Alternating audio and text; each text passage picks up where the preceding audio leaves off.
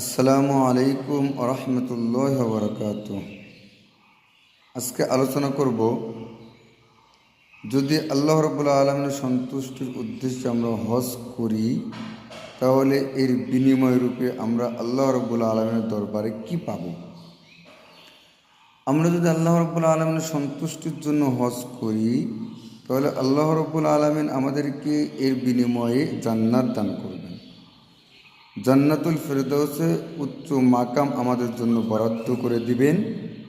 শুধুমাত্র সাদা কাফনের কাপড় জড়িয়ে কবরে গেলেই আল্লাহ রাব্বুল আলামিন কোরআন সুন্নাহ মোতাবেক হজ পালন করার কারণে হজ কবুল করে আমাকে জান্নাতের মেহমান হিসেবে কবুল করবেন।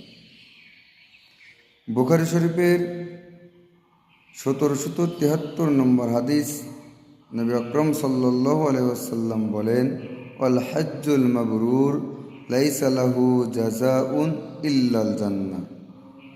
যে ব্যক্তি হজ্জে মাবরুর করলো, তার 1 নম্বর প্রতিদান হলো জান্নাত। হজ্জে মাবরুর অর্থাৎ হজ কবুল হলো আল্লাহর কাছে। আল্লাহ রাব্বুল আলামিন যেভাবে বলেছেন সেভাবে পালন করেছে, কোরআন সুন্নাহ অনুযায়ী হজ পালন করেছে।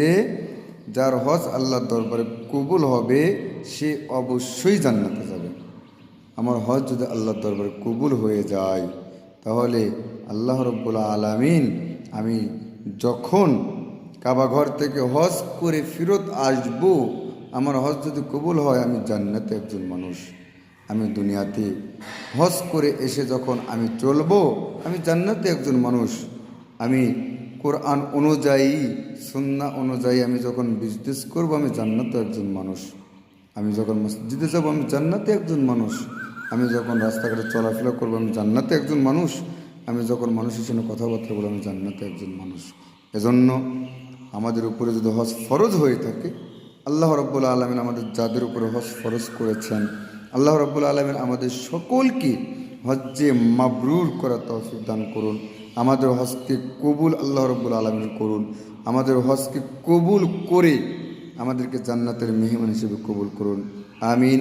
আসসালামু আলাইকুম ওয়া রাহমাতুল্লাহি ওয়া বারাকাতুহু।